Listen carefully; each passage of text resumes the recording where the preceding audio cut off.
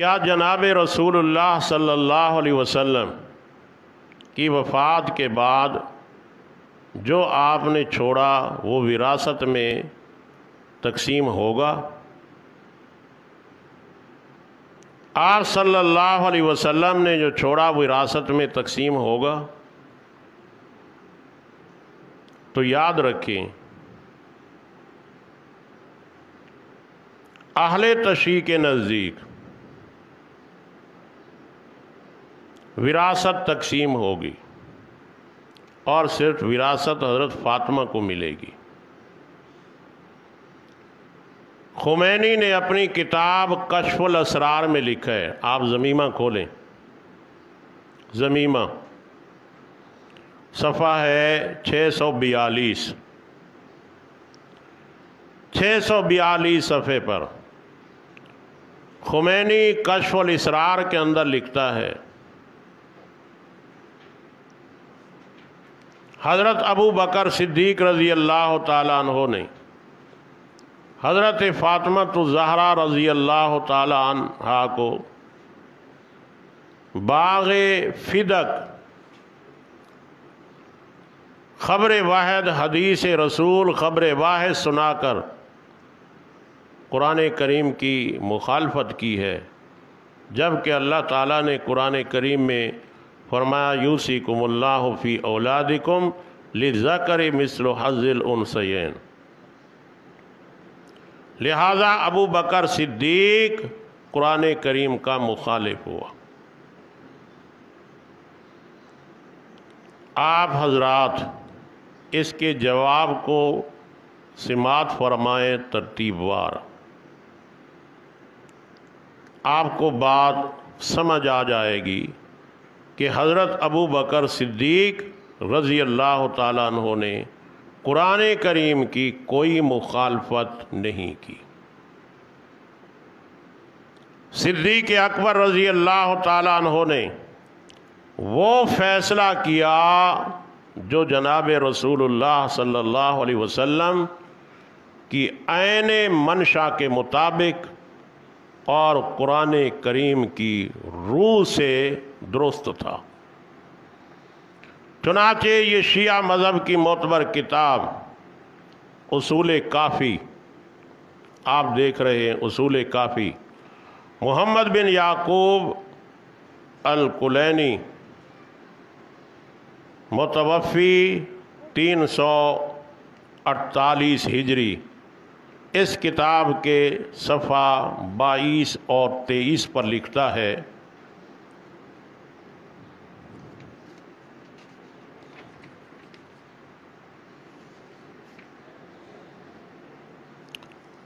باب قائم کیا اس نے، باب ثواب العالم والمتعلم۔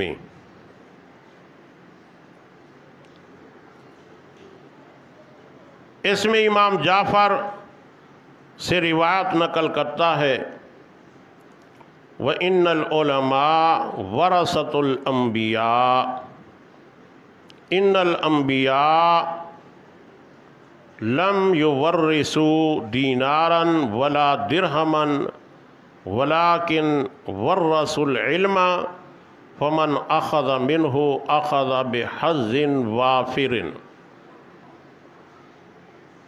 ایک روایت یہ ہو گئی۔ دوسری روایت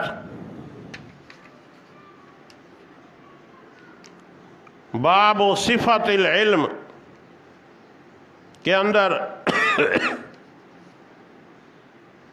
محمد بن یعقوب کلینی نقل کرتا ہے، ان العلماء ورثۃ الانبیاء وذاک ان الانبیاء لم یورثوا درہما ولا دینارا وانما اورثوا احادیث من احادیثہم فمن اخذ بشیء منہا فقد اخذ حظا وافرا۔ دونوں حدیثوں کا حاصل اور خلاصہ یہ ہے کہ انبیاء علیہم السلام کے ورثاء علماء ہیں۔ انبیاء علیہ السلام کے ورثاء علماء ہیں۔ انبیاء درہم دنانیر وراثت میں چھوڑ کر نہیں جاتے، ولیکن ورثوا العلم، انبیاء علیہ السلام وراثت میں علم کو چھوڑ کر جاتے ہیں۔ فمن اخذ منہ اخذ بحظ وافر، جس نے اس علم میں سے حاصل کیا اس نے بہت وافر مقدار میں حصہ حاصل کر لیا۔ یہ دونوں حدیثوں کا خلاصہ ہے کہ انبیاء علیہ السلام وراثت میں مال چھوڑ کر نہیں جاتے، درہم دنانیر چھوڑ کر نہیں جاتے۔ آگے لیکن کا لفظ استعمال کیا جو استدراک کے لیے آتا ہے کہ ہو سکتا تھا کچھ بھی چھوڑ کر کے نہ گئے ہوں، تو اللہ کے نبی نے اس استدراک کو دور کرتے ہوئے فرمایا کہ انبیاء وراثت میں علم کو چھوڑ کر جاتے ہیں۔ انبیاء مکان جائیداد درہم دنانیر کو وراثت میں چھوڑ کر نہیں جاتے، بلکہ انبیاء علیہ السلام علم کو چھوڑ کر جاتے۔ یہ شیعہ مذہب کی روایات ہیں، اصول کافی کی روایات ہیں۔ یہ وہ اصول کافی ہے جس کتاب کو امام غیب یعنی امام مہدی کی تصدیق حاصل ہے۔ امام مہدی نے اس اصول کافی کے لیے ارشاد فرمایا، اس کی مطبوعہ تہران کتاب یہ بعد کی طبع شدہ ہے، جو تہران کا طبع ہے میرے پاس وہ بھی موجود ہے اصول کافی۔ ارے مولوی صاحب اٹھا کے دو وہ کالی 2 جلدیں جو آخر میں کھڑی ہیں، وہ آخر والی، یہ بھی اصول کافی ہے۔ یہ اصول کافی میرے طالب علمی کے دور کی ہے، سمجھے ہو؟ آپ لوگوں کے لیے تو اسے پڑھنے کے لیے آنا عذاب ہے نا جی، پڑھنے کے لیے صرف آنا عذاب ہے۔ یہ میرے طالب علمی کے دور کی کتابیں ہیں۔ اس کتاب کے صفحہ 25 پر مقدمے کے اندر لکھتے ہیں وَقَافٍ لِشِيَّتِنَا، امام مہدی نے ارشاد فرمایا ہمارے شیعوں کے لیے یہ کتاب کافی ہے۔ ہمارے شیعوں کے لیے، یہ آپ کو لفظ نظر آ جائے تو یہ دیکھ لینا، یہ میری انگلی کے نیچے لکھا ہے کافن لشیعتنا، اوپر والی لائن پہ لکھا ہے القائم۔ امام مہدی نے اس اصول کافی کے بارے میں فرمایا یہ ہمارے شیعوں کے لیے کتاب کیا ہے؟ کافی ہے۔ تو اس کتاب کو امام مہدی کی تائید حاصل ہے۔ اس کے اندر محمد بن یعقوب کلینی جو اصول کافی کا مصنف ہے وہ لکھتا ہے کہ انبیاء علیہ السلام وراثت میں علم کو چھوڑ کر جاتے ہیں، درہم اور دنانیر کو۔ خمینی کہتا ہے کشف الاسرار کے اندر کہ حضرت ابو بکر صدیق نے قرآن کریم کی مخالفت کی اور خبر واحد کو پیش کیا۔ کیا حدیث پیش کی تھی ابو بکر صدیق نے؟ نحن معاشر الانبیاء،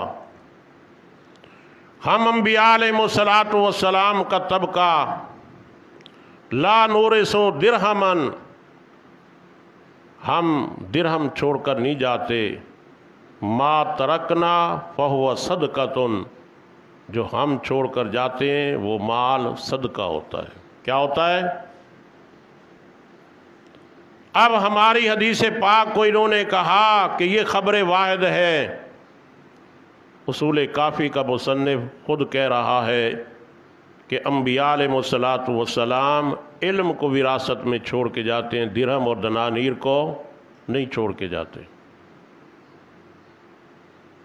ہماری حدیث ہو نحن معاشر الانبیاء، یا اصول کافی کی حدیث ہو،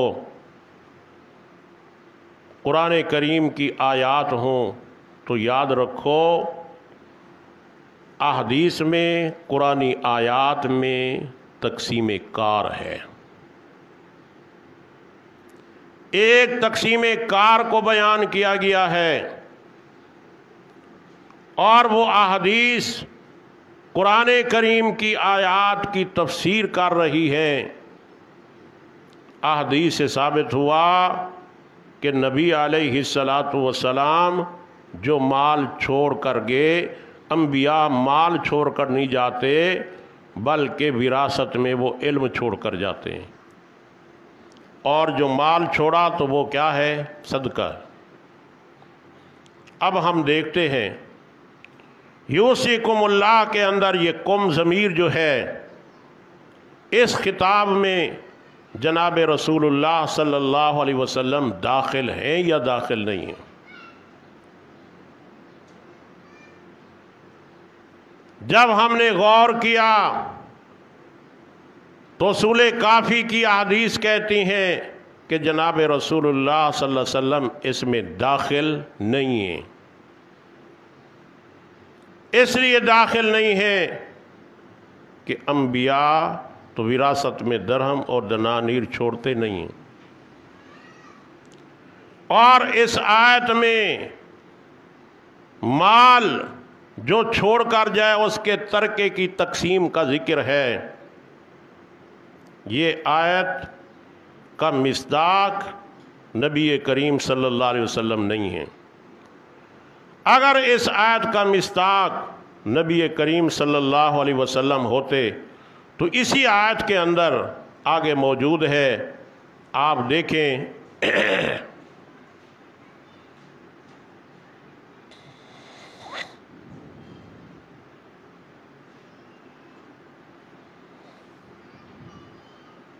اگلی آیت کے اندر اللہ تعالیٰ نے ارشاد فرمایا وَلَهُنَّ الرُّبُعُ مِمَّا تَرَكْتُمْ إِن لَّمْ يَكُن لَّكُمْ وَلَدٌ فَإِن كَانَ لَكُمْ وَلَدٌ فَلَهُنَّ الثُّمُنُ مِمَّا تَرَكْتُمْ۔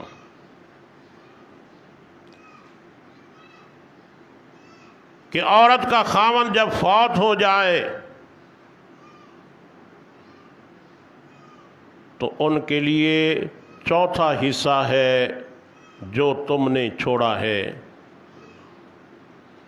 اگر ان کی اولاد نہ ہو، اگر اولاد ہو تو پھر ان عورتوں کو 8واں حصہ ملے گا۔ کون سا ملے گا؟ مرنے والے کی اولاد ہو تو عورتوں کو 8واں حصہ ملے گا۔ جب نبی کریم صلی اللہ علیہ وسلم دنیا سے رحلت فرما گئے، اس وقت آپ کی بیٹی فاطمہ الزہرا موجود تھی، اور آپ کی ازواج بھی تھی۔ اگر مال وراثت ہوتا تو جہاں فاطمہ الزہرا مستحق بنتی تو وہاں ازواج مطہرات کو بھی ملتا حق، ازواج مطہرات کو بھی حق ملتا۔ ازواج مطہرات کو نہ ملنا اس بات کی دلیل ہے کہ یوصیکم اللہ فی اولادکم للذکر مثل حظ الانثیین کا مصداق نبی کریم صلی اللہ علیہ وسلم سرے سے ہیں بھی نہیں۔ اس کے اندر حکم نبی کریم صلی اللہ علیہ وسلم کے لیے نہیں ہے۔ اللہ کے نبی نے تقسیم کار مقرر کر دیا کہ نبی درہم دنانیر چھوڑ کر نہیں جاتے، علم چھوڑ کر جاتا ہے، اور علم کے ورثاء علماء ہیں۔ پیغمبر مال چھوڑ کر نہیں جاتا، اگر پیغمبر مال چھوڑ کر جاتا تو پیغمبر کی اولاد بھی تھی، ازواج بھی تھی، بیٹی تھی، بیٹی کو حصہ بھی ملتا، ازواج کو بھی حصہ ملتا۔ جب کہ تم ازواج کے حصے کے لیے قائل نہیں ہو، صرف بیٹی کے حصے کے لیے قائل ہو، تو معلوم ہوتا ہے کہ وہ احادیث جو تمہاری اصول کافی کے اندر ہیں وہ واضح طور پر کہہ رہی ہے کہ یوصیکم اللہ فی اولادکم کا حکم نبی کریم صلی اللہ علیہ وسلم کے لیے نہیں ہے۔ نبی کریم صلی اللہ علیہ وسلم کے لیے یہ حکم نہیں ہے۔ باقی وہ دو احادیث یاد رکھو۔ تم کہتے ہو خبر واحد ہے، ہم ان احادیث کو نہیں مانتے، ابو بکر صدیق رضی اللہ تعالیٰ عنہ سے آئی ہیں، تو یاد رکھو امام جعفر صادق نبی کے زمانے میں نہیں تھا، یہ تھا نہیں تھا جعفر صادق، یقینی بات ہے اس نے نبی کا زمانہ نہیں پایا، اور ان احادیث کا مرکزی راوی ابو بکر صدیق رضی اللہ تعالیٰ عنہ ہے۔ امام جعفر صادق نے واسطوں کے ذریعے سے ابو بکر صدیق کی حدیث کو قبول کیا، یا یہ کہا جائے کہ اس کا راوی علی المرتضیٰ ہے۔ اگر ابو بکر صدیق ہے تو جعفر صادق نے ابو بکر صدیق کی تصدیق کی، ان کی روایت کو قبول کیا، تو شیعو تمہیں بھی ابو بکر صدیق کی روایت کو قبول کرنا چاہیے، نہ کہ تکذیب کریں آپ۔ دوسرے نمبر پر یا یہ حدیث علی المرتضیٰ سے آئی ہوں گی جو امام جعفر صادق بیان کر رہا ہے، اور وہی حدیث ابو بکر صدیق بھی بیان کر رہا ہے، تو اس سے معلوم ہوا ابو بکر ان احادیث کو بیان کرنے والا اکیلا نہیں ہے، بلکہ ابو بکر صدیق کے ساتھ علی اور مرتضیٰ شیر خدا بھی ہے۔ لہذا خبر واحد کہہ کر ابو بکر صدیق کی حدیث کو جھٹلانا یہ غلط ثابت ہوا۔ پھر سوال ہوتا ہے کہ اللہ تعالیٰ کے نبی خود ہی حضرت فاطمہ کو کہہ دیتے میری بیٹی، نبی کی وراثت اولاد میں تقسیم نہیں ہوتی، لہذا تم اس وراثت کو حاصل کرنے کے لیے نہ آنا۔ اللہ کے نبی نے کیوں نہیں فرمایا؟ تو یاد رکھو اللہ کے نبی کو علم تھا میرے بعد خلیفہ ابو بکر ہوگا۔ کون ہوگا؟ جس طرح آپ حضرات پہلے بھی پڑھ چکے ہو، تفسیر کمی والا کہتا ہے کہ اللہ کے نبی نے حضرت حفصہ کو خبر سنائی کہ میرے بعد خلیفہ ابو بکر ہوگا۔ اللہ کے نبی نے وہ حدیث ابو بکر صدیق کو سنائی۔ آپ کو علم ہے جو جج ہوتا ہے، جج صاحب علم ہوتا ہے۔ کون ہوتا ہے؟ صاحب علم ہوتا ہے۔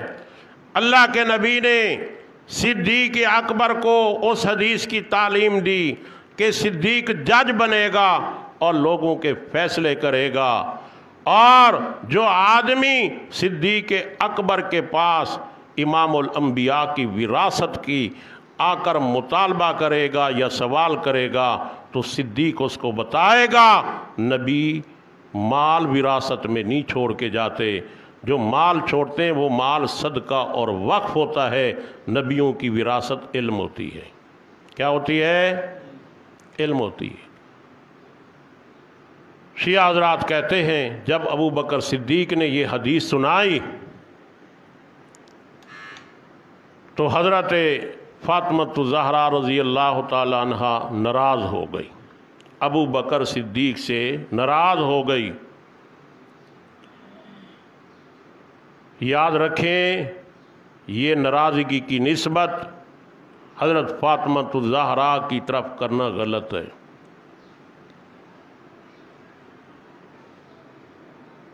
اس لیے غلط ہے کہ ناراضگی دل کا فعل ہے۔ دل کی بات کا جب تک اظہار نہ کیا جائے کسی انسان کو پتہ نہیں چلتا کہ یہ دل میں کون سی بات رکھتا ہے۔ اب اگر کوئی اندازے سے کوئی بات کرتا ہے، وہ بھلے نبی بھی کیوں نہ ہو، معصوم نبی بھی کیوں نہ ہو، غلطی کا احتمال اس سے بھی ہو سکتا ہے۔ آپ دیکھتے ہیں قرآن کریم میں حضرت خضر علیہ السلام اور موسیٰ علیہ السلام کا واقعہ موجود ہے۔ خضر علیہ السلام ایک کشتی کے تختوں کو توڑ دیتے ہیں۔ موسیٰ علیہ السلام اللہ کا نبی ہے، کہتے ہیں خضر کیا تو لوگوں کو غرق کرنا چاہتا ہے؟ حالانکہ خضر علیہ السلام کا مقصد غرق کرنا نہیں تھا۔ موسیٰ علیہ السلام نبی ہے، لیکن خضر کی دل کی بات کو جانتا نہیں ہے۔ ہاں اس وقت پتہ چلا حکمت کا جب خضر علیہ السلام نے بات کو واضح کیا کہ میں نے کشتی کو اس لیے توڑا ہے۔ یہ کہنا کہ حضرت فاطمہ ناراض ہو گئی تھی،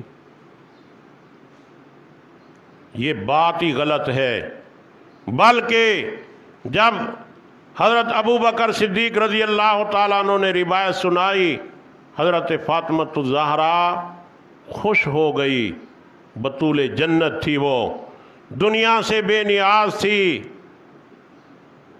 اللہ کے نبی کے فرمان پر جان بھی قربان تھی۔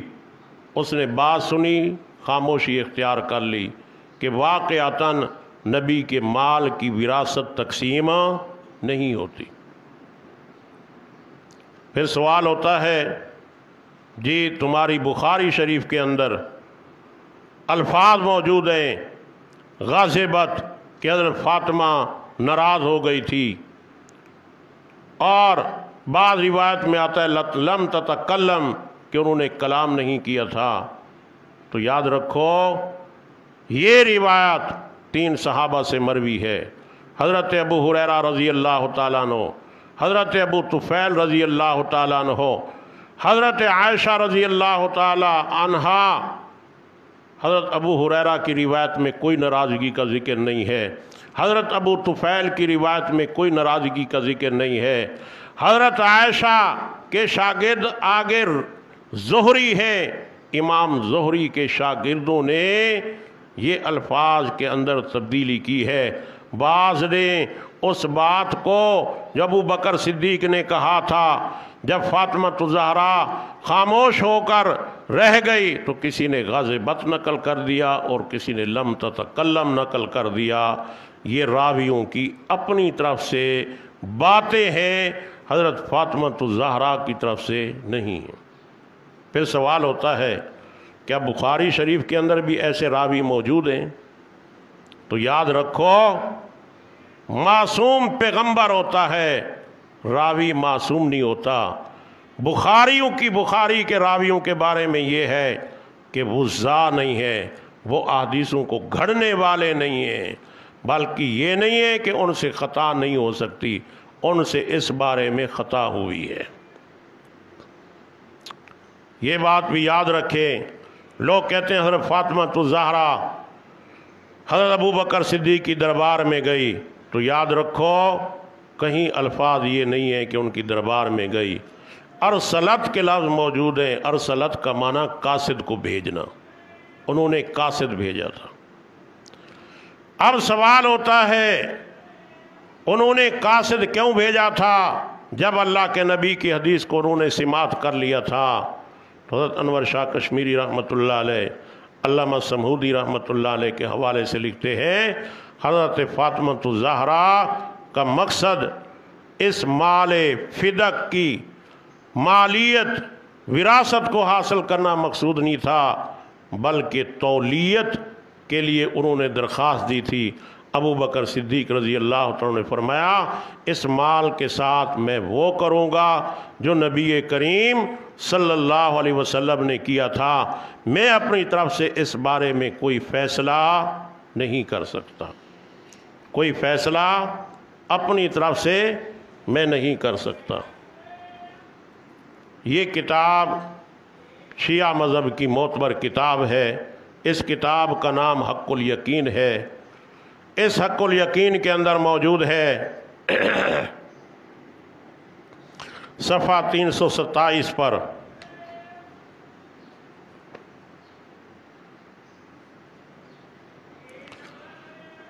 حضرت ابو بکر صدیق رضی اللہ تعالیٰ عنہ نے حضرت فاطمہ الزہرا کو فرمایا وَأَمْوَالِ وَأَحْوَالِ خُدْرَا عَزْتُ مُضَيْقَ نَدَارًا، اے فاطمہ الزہرا، ابو بکر کے اموال اور جائیداد میں تمہیں کسی قسم کے اختیار کی ممانعت نہیں ہے۔ اختیار کی ممانعت آنچ خواہی بغی بغیر آنچ خواہی بغیر، آپ جو کرنا چاہیں اے سیدہ تو کر سکتی ہے۔ تو سیدہ امت پدر خودی، تو اپنے باپ کی امت کی سردار ہے۔ وہ شجرہ طیبہ ازبرہ فرزندان خود، تو اپنے بیٹوں کا شجرہ طیبہ ہے۔ انکار فضل تو کسے نمے تواد کرد، ابو بکر صدیق تیرے فضائل کا انکار نہیں کر سکتا۔ وہ حکم تو نافذ است در مال من، ابو بکر کے صدیق کے مال میں جو تو حکم نافذ کرنا چاہے کر سکتی ہے۔ اما در اموال مسلمانان مخالفت گفت بدر تو نمے توانم کرد، مگر مسلمانوں کے اموال کے اندر کسی قسم کا آپ کو اختیار نہیں ہے۔ میں مسلمانوں کے اموال کے اندر کسی قسم کی پیغمبر کی مخالفت کر سکتا نہیں ہوں۔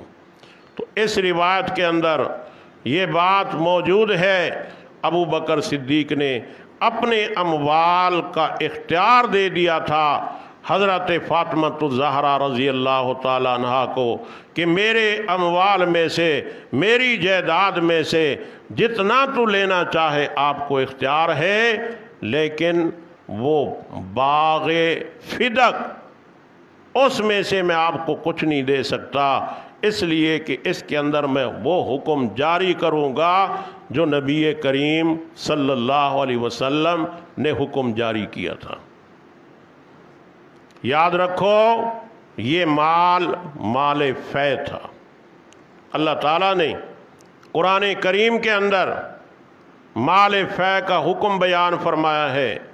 ایک مال غنیمت ہوتا ہے اور ایک مال فے ہوتا ہے۔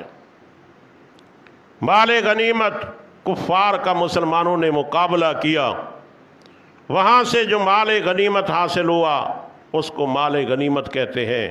مسلمان کفار کے مقابلے کے لیے گئے اور کفار نے اپنا مال مسلمانوں کے سپرد کر دیا بغیر کسی جنگ کے، اس کو مال فے کہتے ہیں۔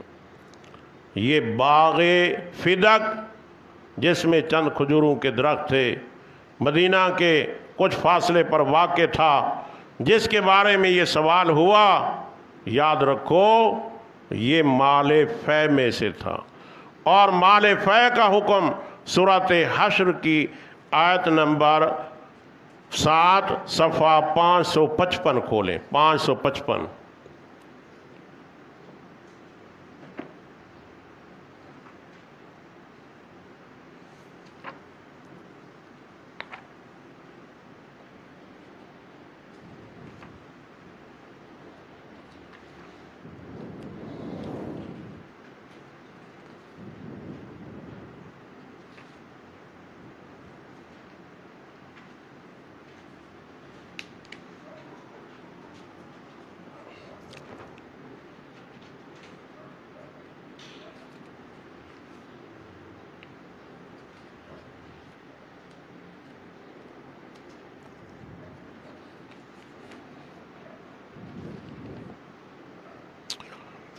اعوذ باللہ من الشیطان الرجیم، بسم اللہ الرحمن الرحیم۔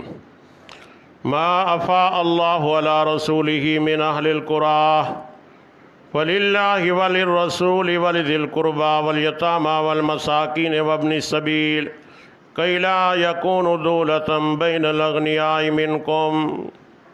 ما افاء اللہ، جو اللہ نے لوٹا دیا اپنے رسول پر بستی والوں میں سے، پس اللہ اور اس کے رسول قرابہ دار، یتامہ اور مساکین مسافرین کے لیے ہے۔ کی لا یکون دولۃ بین الانبیاء، تاکہ یہ مال غنیوں کے درمیان تم میں سے گردش نہ کرتا رہے، گردش نہ کرتا رہے، تمہارے مالداروں کے درمیان کوئی مالدار اس مال کا مالک نہیں بن سکتا۔ اللہ کے نبی صلی اللہ علیہ وسلم نے فرمایا کہ اللہ تعالیٰ، اللہ کا رسول، اللہ کے رسول کے قرابتار، یتامى، مساکین، مسافر اس مال کے مستحق ہیں۔ تفسیر صافی کے اندر موجود ہے، حوالہ ضمیمے کے اندر موجود ہے۔ صافی والا کہتا ہے کہ نبی کریم صلی اللہ علیہ وسلم کے زمانے کے بعد جو آپ کا قائم مقام ہوگا، اس مال فے کا حق اس پر چلے گا، وہ اپنے اختیارات کے ذریعے سے ان مصارف میں مال کو خرچ کرے گا جہاں نبی کریم صلی اللہ علیہ وسلم نے مال خرچ کیا۔ اگر فاطمہ الزہرا رضی اللہ تعالی عنہا کو اس مال کا مالک بنا دیا جاتا تو پھر اس آیت کے آخر میں موجود ہے کہ لا یکون دولۃ بین الاغنیاء منکم، یہ مال تمہارے مالداروں کے درمیان گردش نہ کرتا رہے، پھر تو یہ گردش والا طریقہ ہوگی۔ کوئی آدمی بھی پسند نہیں کرتا کہ جناب رسول اللہ صلی اللہ علیہ وسلم کی طرف مال کی نسبت کی جائے، کوئی دنیا کا انسان پسند نہیں کرتا، اور نہ انبیاء علیہ السلام کے دلوں کے اندر مال کی محبت تھی۔ یہ کہنا کہ حضرت فاطمہ الزہرا اس مال کو طلب کرنے کے لیے گئی تھی، مال کی ضرورت تھی، حضرت نہیں گئی۔ حضرت فاطمہ جب صدیق اکبر رضی اللہ تعالیٰ عنہ نے ان کو مسئلہ بتا دیا، یہ کتاب فروع کافی ہے، ویسے اس کی 8 جلدیں ہیں، یہ طالب علمی کے دور کی زمانے کی کتاب ہے، یہ 8 جلدوں کے اندر ہے، اس کے مختصر حصے بنائے گئے ہیں، اچھے کاغذ پر اس کو شائع کیا گیا ہے۔ اس کتاب کے صفحہ 1224 پر موجود ہے کہ حضرت فاطمہ الزہرا کے 7 باغ تھے۔ کتنے باغ تھے؟ ہم نہیں کہتے، یہ رافضی کہہ رہے ہیں،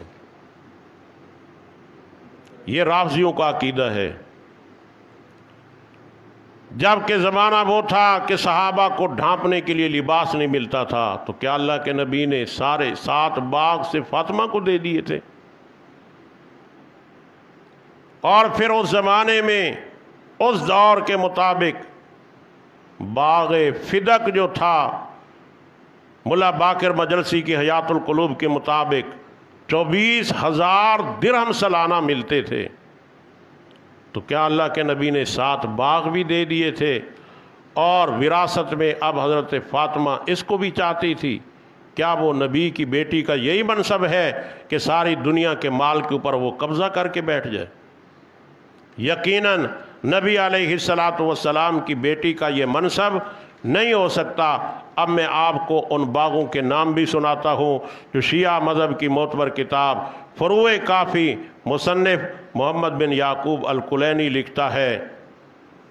1224 صفحہ اس کتاب کا، 1224۔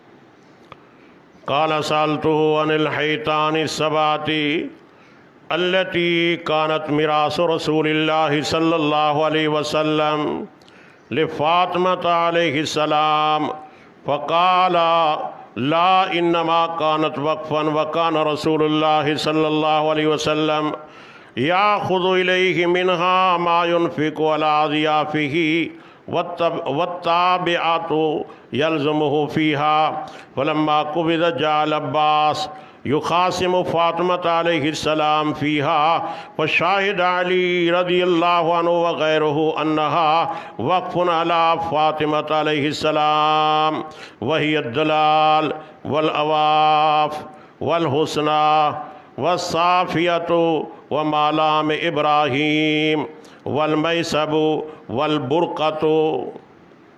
کہتے ہیں امام موسیٰ کاظم نے روایت کی، امام موسیٰ کاظم نے روایت کی، موسیٰ کاظم سے حضرت فاطمہ الزہرا کے ان 7 باغوں کے بارے میں پوچھا گیا۔ میراث رسول اللہ صلی اللہ علیہ وسلم جو حضرت فاطمہ کو رسول اللہ کی میراث میں ملے تھے، فقال لا انما کانت وقفاً، تو موسیٰ کاظم نے فرمایا رسول اللہ صلی اللہ علیہ وسلم نے حضرت فاطمہ کو وقف کے طور پر دیے تھے۔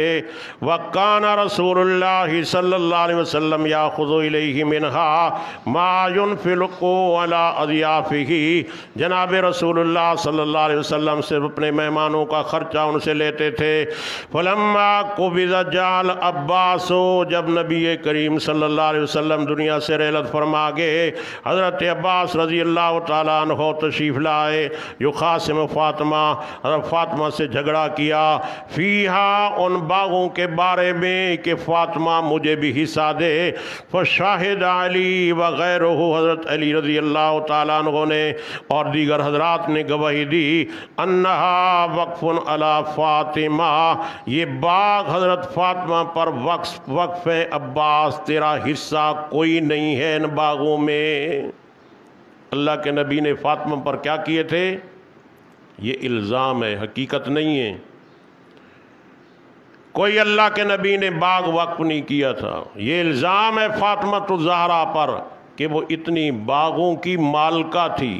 اب ان باغوں کے نام، وہی الدلال، ایک باغ کا نام دلال تھا، والاواف، دوسرے باغ کا نام اواف تھا، والحسنہ، تیسرے باغ کا نام حسنہ تھا، والصافیۃ، چوتھے باب کا نام صافیہ تھا، پانچویں باغ کا نام مالام ابراہیم تھا، چھٹے باب کا نام میسب تھا، اور 7ویں باغ کا نام برکہ تھا۔ یہ 7 باغ علی نے فرمایا عباس کو، عباس، نبی نے یہ وقف کیے تھے حضرت فاطمہ الزہرا پر، لہٰذا ان باغوں میں سے آپ کو حصہ نہیں مل سکتا۔ یاد رکھو کسی سنی کی کتاب میں موجود نہیں ہے۔ حضرت فاطمہ ناراض ہو گئی، ناراضگی کا قول دل کا ہے، کسی کو پتہ نہیں چلتا۔ جس طرح موسیٰ علیہ السلام کوہ طور سے واپس تشریف لے آئے، حضرت ہارون علیہ السلام کی داڑھی کو پکڑ لیا، انہوں نے یہ سمجھا کہ ممکن ہے انہوں نے نہیں سمجھایا ہوگا قوم کو، اس لیے قوم گمراہ ہو گئی ہے۔ جب داڑھی کو پکڑا تو ہارون علیہ السلام نے کہا میری اماں کے بیٹے میری بات کو تو سنو، پھر میرے ساتھ لڑائی جھگڑا کرنا۔ معلوم ہوتا ہے نبی دل کی بات کو نہیں جانتا، دل کی بات نہیں جانتا جب تک اللہ تعالیٰ واقف نہ کرے۔ شیعہ مذہب کی معتبر کتابوں کے اندر موجود ہے، حضرت فاطمہ علی رضی اللہ تعالیٰ عنہ پر ناراض رہی باغ فدق کے بارے میں کہ مجھے اس کا حصہ کیوں نہیں دیا گیا، علی پر وہ ناراض رہی۔ فاطمہ الزہرا شیعہ کی معتبر کتابوں کے اندر موجود ہے، ابو بکر صدیق پر خالی تمہارا الزام ہے۔ یاد رکھو حضرت فاطمہ کبھی ناراض نہیں رہی۔ حضرت فاطمہ بیمار ہوئی، ابو بکر صدیق کی بیوی حضرت ام امیس نے ان کی تیمارداری کی، حتیٰ کہ جب اس نے وفات پائی، غسل دینے والی ابو بکر صدیق کی بیگم ہے، جب جنازے کی باری آئی تو فاطمہ الزہرا کا جنازہ پڑھانے والا ابو بکر صدیق ہے۔ کون ہے؟ صدیق اکبر ہے۔ فاطمہ مال کو طلب نہیں کیا، یہ راویوں نے باتیں داخل کر دی ہیں کہ فاطمہ ابو بکر کی دربار کے اندر آئی۔ شیعہ جیسے لوگوں نے یہ باتیں کہی ہیں۔ حضرت فاطمہ کی عزت کو داغدار بنانے کے لیے فاطمہ الزہرا بطول جنت تھی، جو اپنا حصہ روٹی کا اٹھا کے بھی فقراء کو دینے والی تھی، ایسی نہیں تھی کہ ساری دنیا پر وہ قابض رہنا چاہتی تھی، اور پیغمبر نے اپنے اموال سارے اس پر وقف کر دیے تھے۔ یاد رکھو نبی درہم اور دنانیر نہیں چھوڑتا، نبی علم میں، نبی وراثت میں علم کو چھوڑ کر جانتا ہے۔